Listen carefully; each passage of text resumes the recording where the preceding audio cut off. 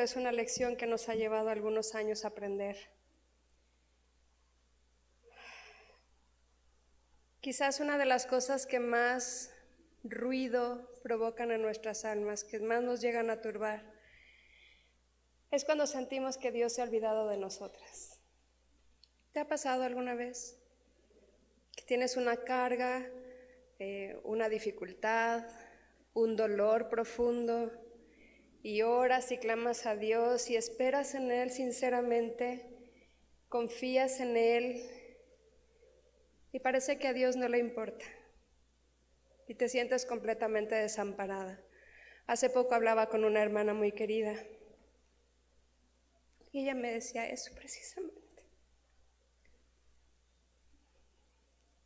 que se sentía completamente desamparada por Dios. El Señor nos ha permitido como familia pasar una situación muy difícil por los últimos años. Bueno, ya les conté todos mis pecados ayer, ¿verdad? Les voy a contar la situación que el Señor pues permitió que llegara, no la buscamos. Pero hace poco más de 3 años nuestro hijo mayor, Arturo, comenzó a buscar pues amistades equivocadas y comenzó a tomar decisiones malas. Cuando nos dimos cuenta honestamente de la situación en la que estaba viviendo en ese momento, pues fue un tiempo de mucho dolor. Puedo decir que hasta físicamente se sentía. Durante ese tiempo fuimos varias veces al médico por diferentes situaciones. Y los médicos nos decían, de hecho un cardiólogo nos dijo, es que es como que hay algo allí, pero no es algo físico, me parece más bien emocional, pero ya estaba afectándonos incluso físicamente.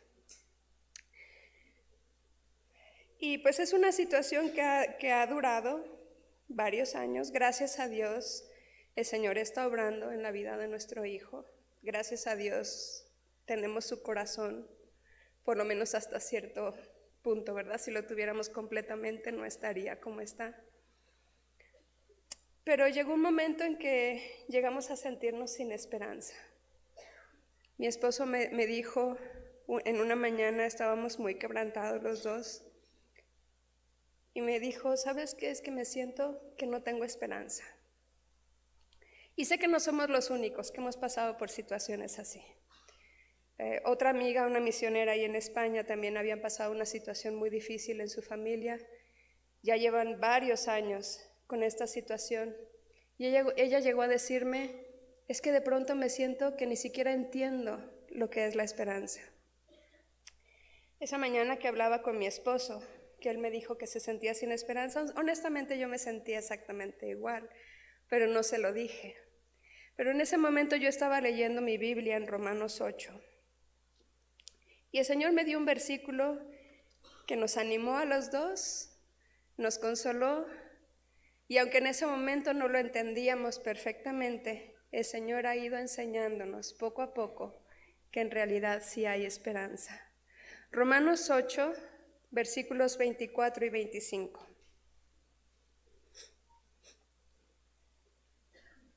Porque en esperanza fuimos salvos, pero la esperanza que se ve no es esperanza, porque lo que alguno ve, ¿a qué esperarlo?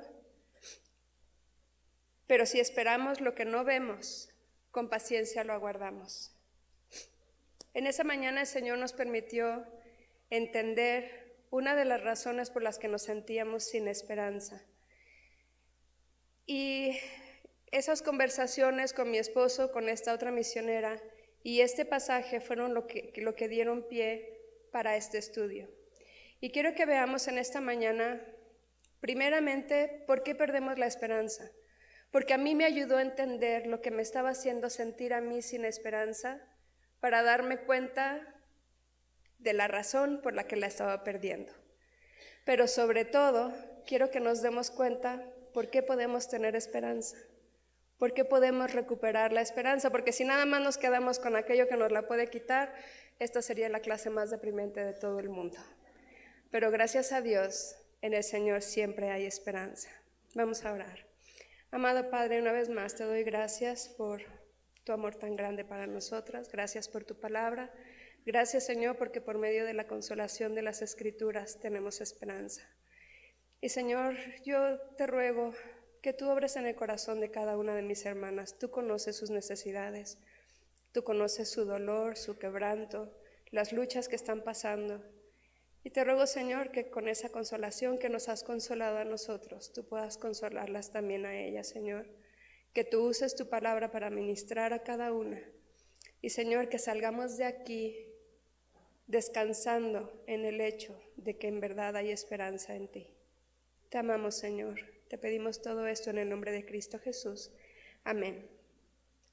Una de las razones por las que sentimos que perdemos la esperanza es porque hemos dado un sentido, un significado diferente a la palabra. Hay muchas palabras, el idioma es como un ser vivo más o menos, ¿no? Va cambiando, se va moviendo con el uso. Y hay palabras que originalmente tenían un significado, pero por el uso que le hemos dado, entonces ahora tienen un sentido diferente. Por ejemplo, la palabra paciencia. Pensamos en la paciencia y pensamos en una persona que no se altera por nada, que puede estar en la situación más difícil del mundo, en el tráfico de la Ciudad de México, y tiene una sonrisa en el rostro y está tranquila. Pero la paciencia en sí, lo que la palabra quiere decir, es el hecho de resistir debajo de un peso muy fuerte. Y eso tiene un sentido muy diferente a lo que entendemos hoy como paciencia. Sí tiene que ver con la actitud con la que esperamos, pero sobre todo tiene que ver con el hecho de resistir debajo de un peso muy grande. Y con la palabra esperanza ha pasado más o menos lo mismo. Según el diccionario, déjenme encontrar el significado. Según el diccionario, esperanza es la confianza en que ocurrirá o se logrará lo que se desea. También es el objeto o persona en la cual se confía para obtener lo que se desea. Entonces, como mi enfoque está centrado en mi deseo, es muy fácil que llegue a perder la esperanza. Pero no es el uso que la Biblia le da a esa palabra. Según el uso de las Escrituras, vemos que sí es el anhelo de que sucederá lo que se desea, pero ese anhelo siempre va acompañado con una expectativa de su cumplimiento. Pero no es una mera expectación o un mero deseo, no descansa en mi deseo. Incluye o implica confianza y está muy relacionada con la fe, la paciencia y las pruebas. Y aunque se usan pronombres indefinidos para describirla, deseamos que algo pase. La Biblia nos dice situaciones o razones específicas por las que podemos tener esperanza. Por ejemplo, nos dice la Biblia que Cristo es la esperanza de gloria, que tenemos la esperanza de la vida eterna, tenemos la esperanza bienaventurada de que un día el Señor va a volver por su iglesia. Tenemos la esperanza de la resurrección de los muertos. Tenemos esperanza específica en las Escrituras y esta esperanza descansa no en mi deseo, sino en mi Dios, en su palabra, en su propósito, en sus promesas, en su plan, en su providencia. No descansa en mí ni en la cosa que deseo, descansa en Él y en su plan para mi vida. La esperanza verdadera siempre está enfocada en Dios. Dios quiere que tengamos esperanza, pero Él nos ha dicho en qué podemos descansar para tener esa esperanza. Un ejemplo de esperanza, por ejemplo, es Abraham, quien creyó a Dios, quien creyó, nos dice la Biblia, en esperanza contra esperanza. No tenía la esperanza del vientre de Sara, ella era estéril, no podían tener un hijo. Pero aunque no tenía esa esperanza, su esperanza descansaba en que había recibido una promesa de parte de Dios. Entonces, no es que tuvo una doble porción de esperanza, sino que su esperanza estaba en el lugar correcto. No descansaba en el hijo, no descansaba en Sara, descansaba en la promesa de Dios. Esperanza no es la confianza en que ocurrirá lo que se desea, sino más bien en que Dios llevará a cabo su plan y ocurrirá todo lo que Él ha prometido para su gloria y para cumplir sus propósitos, incluso cuando eso vaya en contra de lo que yo deseo, espero, quiero o creo. Dios quiere darnos esperanza, pero quiere que nuestra esperanza esté anclada en el lugar correcto. Hermana, ¿te ha pasado a ti alguna vez? Yo no conozco pues más que de vista y de nombre a algunas de ustedes, pero no conozco sus vidas, no conozco sus situaciones. Y solamente tú puedes saber si hay alguna razón en tu corazón por la que has llegado a sentirte sin esperanza. Quiero recordarte el día de hoy que sí hay esperanza. En el Señor Jesucristo siempre hay esperanza. Pero para poder entender la esperanza, ¿cómo podemos tenerla? Primero tenemos que ver cuáles son las cosas que nos estorban para tener esperanza. En primer lugar, perdemos la esperanza porque no vemos lo que nos gustaría ver. Romanos 8, 24 y 25, el versículo que leí hace un momento, fue el versículo que leí ese día que mi esposo me dijo que él se sentía sin esperanza. Y después de leerlo me di cuenta, ¿sabes qué? Es que nuestros ojos están puestos en Él, están puestos en nuestro Hijo. Queremos ver cambios, queremos ver que Dios está haciendo algo.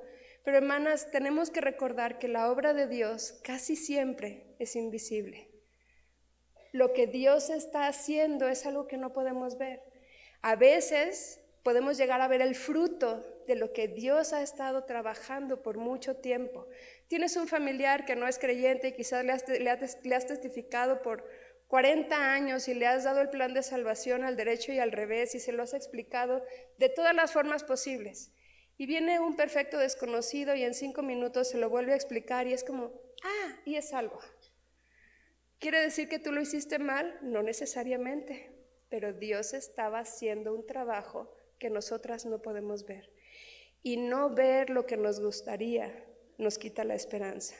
Hermana, recuerda que aunque no puedas ver lo que Dios está haciendo, Dios siempre está haciendo mucho más de lo que nos podemos imaginar.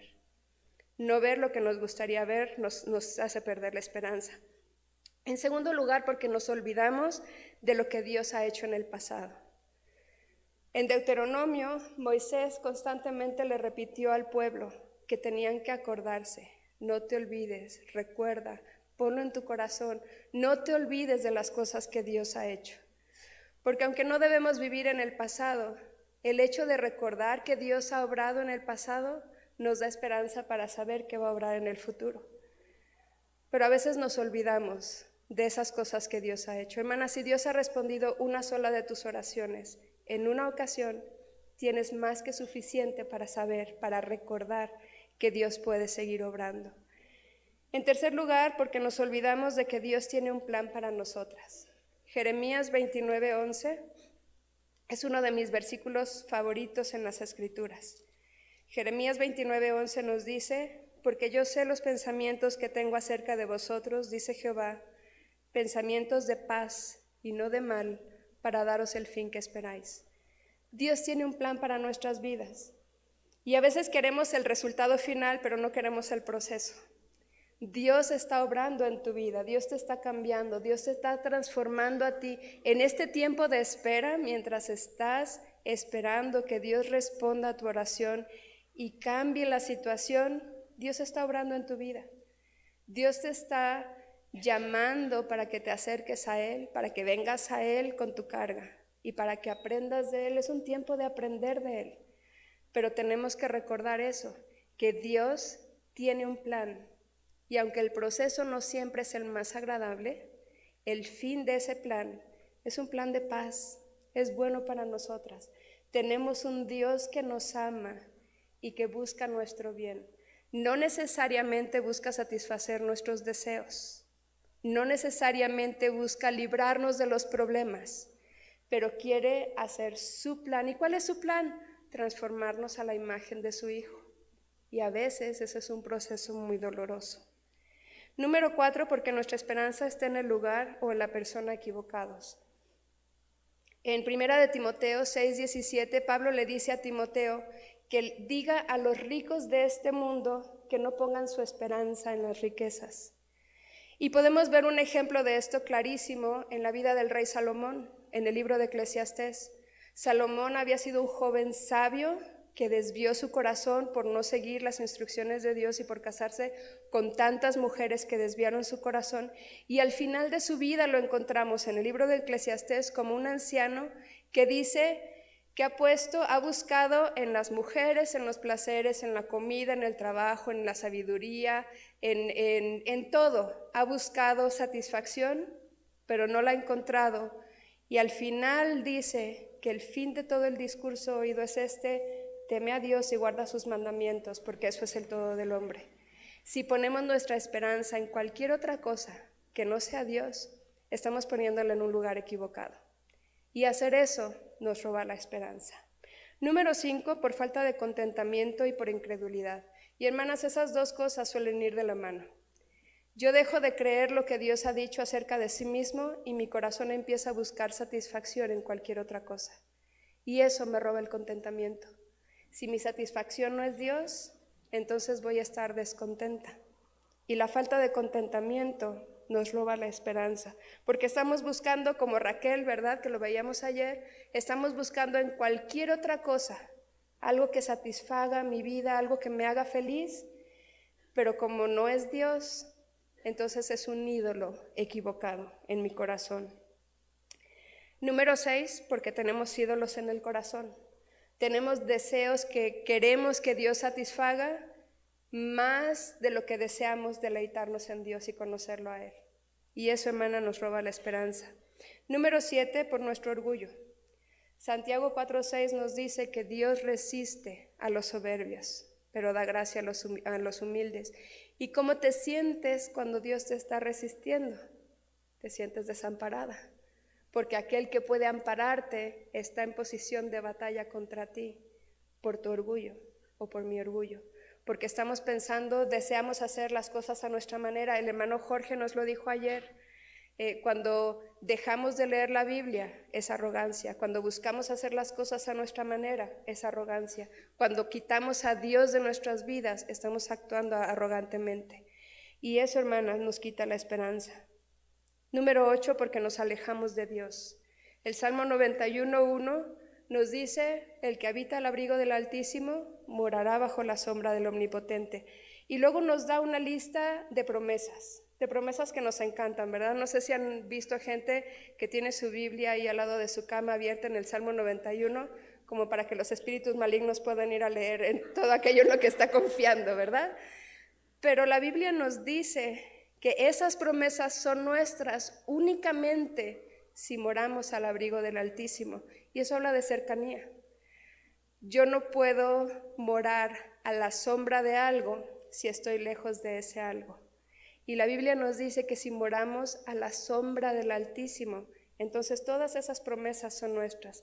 Pero cuando yo clamo a Dios y digo, Señor, tú prometiste, caerán a tu lado 1000 y 10,000 a tu diestra, mas a ti no llegarán, pero estoy andando lejos de Él, claro, Dios no puede cumplir su promesa, porque la condición es estar cerca. Y hermanas, hay muchas maneras de alejarnos de Dios, sin necesidad de dejar de leer la Biblia, sin necesidad de dejar la iglesia, sin necesidad de dejar de ser fieles en nuestros ministerios, porque podemos hacer todas esas cosas sin que nuestro corazón esté en ello, y eso sencillamente es alejarnos de Dios.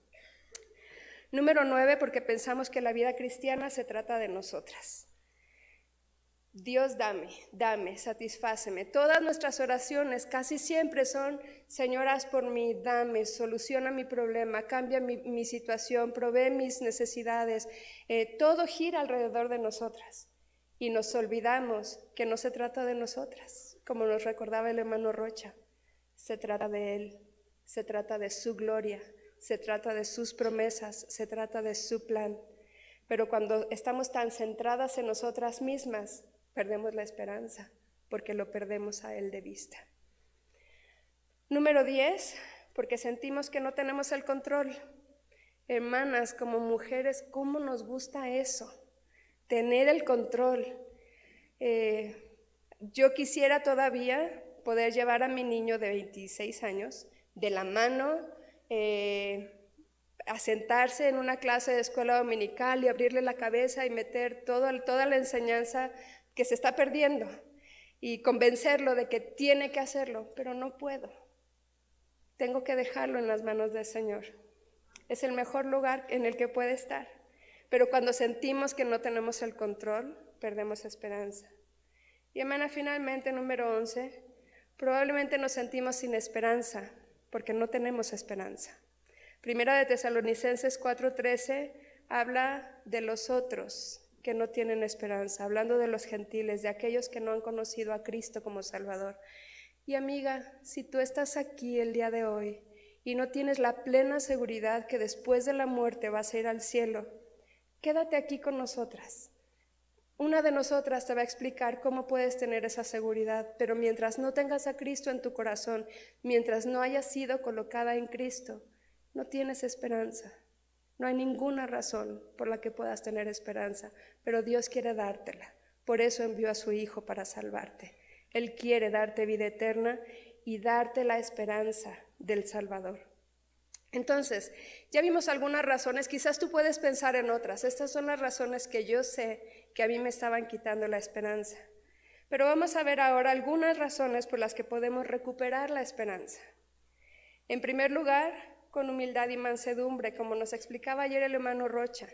Santiago 4 dice que Dios resiste a los soberbios, pero da gracia a los humildes. Y así como la arrogancia, como el orgullo nos aleja de Dios y nos quita la esperanza, hermana, la humildad y la mansedumbre nos pueden devolver esa esperanza, porque estamos dispuestos a esperar que Dios haga lo que tenga que hacer en nuestras vidas. Escuché una definición de mansedumbre que me encantó, que es la disposición a ser gobernadas.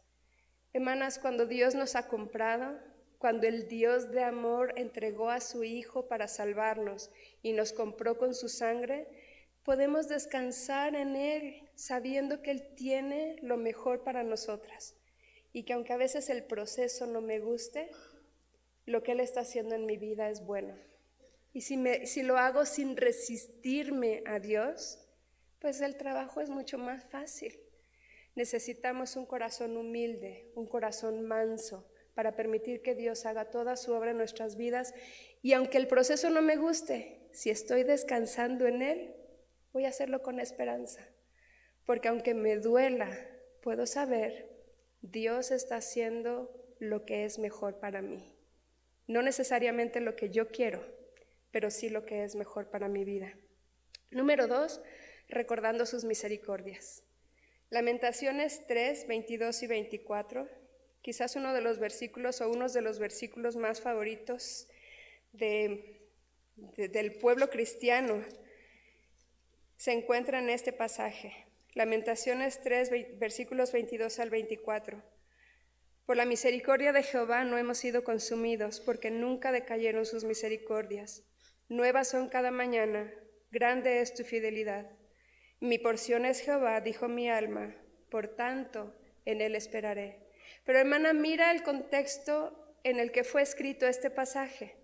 El libro de Lamentaciones fue escrito al final de la vida de Jeremías, del profeta Jeremías, una vez que el pueblo de Judá, el reino de Judá, había sido llevado cautivo a Babilonia. Vinieron los babilonios y destruyeron toda la ciudad de Jerusalén. Y Jeremías, todo su ministerio estuvo advirtiendo: tienen que arrepentirse, hay que arrepentirse porque viene destrucción, viene mal, Dios nos va a juzgar por nuestro pecado. Y la gente decía: ay, Jeremías, cállate la boca. Los profetas, los falsos profetas decían: no es verdad, hay paz. Y Jeremías decía: no es cierto, viene destrucción. Y cuando la destrucción llegó, Jeremías salió a caminar por lo que quedaba, por las ruinas de la ciudad, y dice la Biblia que sus ojos eran como fuentes de lágrimas. Lloraba por ver la condición de la ciudad, por ver que aunque les advirtió, ellos no escucharon la voz de Dios y vino lo que Dios había dicho. Pero en medio de toda esta situación, en medio de este libro, justo a la mitad de estos lamentos, Jeremías dice: pero hay esperanza, hay misericordia de parte de Dios, sus misericordias son nuevas cada mañana. Hermana, no sé qué situación estás pasando. Quizás te sientes como Jeremías se sentía al ver la ciudad de Jerusalén. Pero recuerda que incluso en medio de esa situación, Dios es fiel y su misericordia es nueva cada mañana. Y tienes buenas razones para esperar en Él, para tener esperanza. Número 3, confiando en el corazón y los propósitos del Padre. Mateo 6 nos dice que el Padre es bueno. Él dice, si vosotros siendo malos sabéis dar buenas dádivas a vuestros hijos, ¿cuánto más vuestro Padre Celestial no dará buenas cosas a los que le pidan? Él es bueno. Todo lo que Él permite en tu vida nace de su bondad para ti. Aún las cosas que nos duelen, aún esas cosas en las que sentimos que Dios ha quitado sus alas de sobre nosotras, aún en esas situaciones que nos quebrantan, Dios sigue siendo bueno y puedes confiar en la bondad del Padre para ti. Y estoy segura que aquí ninguna de nosotras desearía algo malo para nuestros hijos. ¿Cuánto más nuestro Dios, que nos ama y que nos demostró su amor enviando a su Hijo? Puedes confiar en los propósitos del Padre. Número 4, descansando en su gracia. Segunda de Corintios 12, este pasaje tan conocido en que el apóstol Pablo nos dice que él tenía una enfermedad, un aguijón en su carne, y dice, he rogado 3 veces por esta situación, y la respuesta del Señor, ¿cuál había sido? Bástate mi gracia, porque mi poder se perfecciona en la debilidad. Por tanto, dijo Pablo, de buena gana me gloriaré más bien en mis debilidades, para que repose sobre mí el poder de Cristo. Hermana, descansa en su gracia. Gracias a Dios por su gracia. Porque a veces pensamos que su gracia es para el momento de la salvación, pero hermana, su gracia es para toda nuestra vida cristiana. No tenemos que esforzarnos por ganarnos el favor de Dios. Dios ya no nos lo ha dado por gracia. No es que tengo que cumplir ciertos requisitos para que Dios incline su oído para escuchar mis oraciones. No, por pura gracia Dios nos escucha. No es que tengo que vivir una vida perfecta para que Él me acepte. Ya me aceptó por gracia en Cristo. Hermana, acércate a Él confiando en esa gracia y esfuérzate en la gracia del Señor Jesucristo.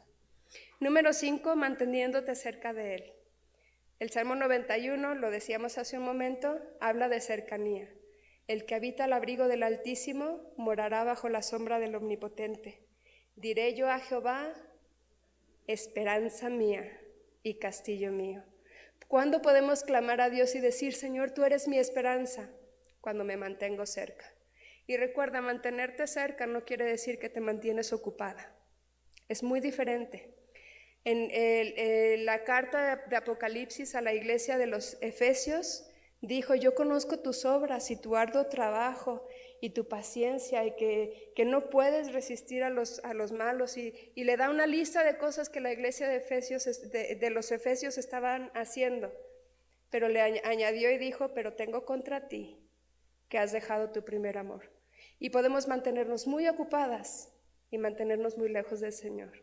Nuestro corazón tiene que estar cerca de Él, y después todo lo demás que hagamos puede ser agradable para Él, pero no es al revés necesariamente. Número 6, recordando que Él ha escogido tu camino.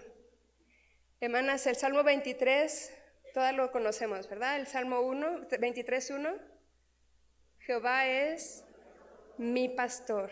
Hermanas, si Él es tu pastor, y si tú como su oveja lo estás siguiendo, puedes estar segura que el camino por el que Él te está llevando es bueno. Es exactamente el camino que Él escogió para ti. Este salmo nos narra el trayecto del pastor con sus ovejas desde el momento del nacimiento de las ovejas a lo largo de todo el año y de regreso otra vez a la casa del pastor. Pero en ese trayecto nos habla del valle de la sombra de muerte. Es algo inevitable. Todas vamos a pasar algún día por ahí. ¿Es que el pastor se equivocó? No, era parte del camino para llevarnos hasta el lugar de los delicados pastos y del agua de reposo. Queremos esas cosas y queremos una máquina teletransportadora que nos lleve y nos evite pasar por ese valle profundo y oscuro, pero no es el plan de Dios. Dios quiere que transitemos por ese camino, porque en ese camino Él también tiene cuidado de nosotras. Él es bueno, Él ha escogido tu camino.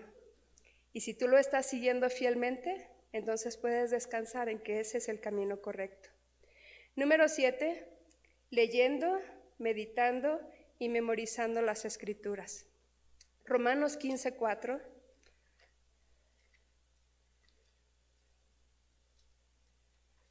Romanos 15:4 nos dice, porque las cosas que se escribieron antes para nuestra enseñanza se escribieron, a fin de que por la paciencia y la consolación de las Escrituras tengamos esperanza. Hermano, una de las cosas que a mí me ha sostenido durante este tiempo en esta lucha con nuestro hijo ha sido recordar diferentes eventos en las Escrituras. No solamente promesas específicas, sino diferentes eventos. Por ejemplo, nuestro hijo se casó en el mes de agosto, este agosto pasado, y su esposa no es creyente todavía. Estamos orando por ella. Se llama Diana, por favor, si recuerdan orar por ella, por su salvación. Pero una de las cosas que el Señor usó para alentarme fue que, pues mientras estábamos pasando por este tiempo, hablamos con un pastor amigo nuestro para pedir consejo. Y honestamente, pues era una situación difícil, no era lo que habíamos enseñado a nuestro hijo. Él sabe que no era lo que pues nosotros deseábamos. Pero mi esposo y yo habíamos tomado la decisión de que íbamos a amarlo como Dios nos ama, aunque no lo merezca, aunque no haga exactamente las cosas como nosotros le hemos dicho. Queremos que Él pueda ver el amor de Cristo a través de nuestras vidas. Y entonces pedimos consejo y este pastor nos dijo, entre otras cosas, dijo que podíamos construir un puente para mantener una relación y una influencia en las vidas de mi hijo y de su esposa. Pero añadió algo y dijo, además esa es una situación que vino a sus vidas. No es como que ustedes fueron por ahí buscando una mujer filistea para su hijo. Y en cuanto dijo eso me vino a la mente el pasaje de Sansón. Entonces me fui al libro de Jueces y comencé a leer la historia de Sansón. Ahora recuerda, Sansón nació a una familia, fue anunciado por el ángel de Jehová. Él personalmente les dio las instrucciones de cómo debían criar a ese niño, todas las cosas que debían hacer y no debían hacer con él. Y evidentemente Manoa y su mujer así lo hicieron. Pero de repente llegamos al capítulo 14 y viene el pequeño Sansón, ¿verdad? Sansoncito con su papá y le dice, papá, esa mujer filistea me gusta para esposa. Y vemos el conflicto en el corazón de Manoa. Manoa le dice, hijo, ¿no hay una mujer entre las hijas de tus hermanos para que escojas una de ellas? Y hay una frase en ese pasaje, el versículo 4 del capítulo 14 de Jueces, que dice, mas su padre y su madre no sabían que esto venía de Jehová. Hermana, yo no sé qué va a hacer el Señor. No estoy diciendo que esto es un versículo, una excusa para decir, está bien, que pase y ya está, esto es la voluntad de Dios. No estoy diciendo eso, pero Dios usó su palabra para consolar mi corazón, porque aunque no sé cómo Dios va a obrar, no sé cuánto tiempo va a pasar hasta que veamos su obra, estoy confiando que Dios va a hacer algo. Nada más por estas palabras que el Espíritu Santo añadió en esta historia. Su padre y su madre no sabían que esto venía de parte de Jehová. Hablé con otra hermana durante este tiempo y ella me decía, hablando de la historia de Ruth y Noemí, me estaba hablando de lo importante que es amar a nuestras nueras. Y de verdad que la amo, es como mi hija. Pero volviendo a los ojos a la historia de Ruth, pensé, pues la familia de Elimelec salió de la voluntad de Dios, salió de la casa de pan, que es lo que quiere decir Belén, para ir a buscar alimento a un pueblo enemigo de Dios. La Biblia dice que de otros pueblos a la 10ª generación podrían entrar al templo, pero de los moabitas nunca jamás podrían entrar al templo. Eran abominables para Dios. Y ellos se fueron allí y fuera de la voluntad de Dios se casaron con mujeres moabitas. y fuera de la voluntad de Dios vivieron allí. Y murieron los hombres de la familia, y Noemí regresó con Ruth al pueblo de Israel. Y vemos la historia de Ruth, y quién no desearía una nuera como Ruth. ¿Cómo va a obrar el Señor? No lo sé.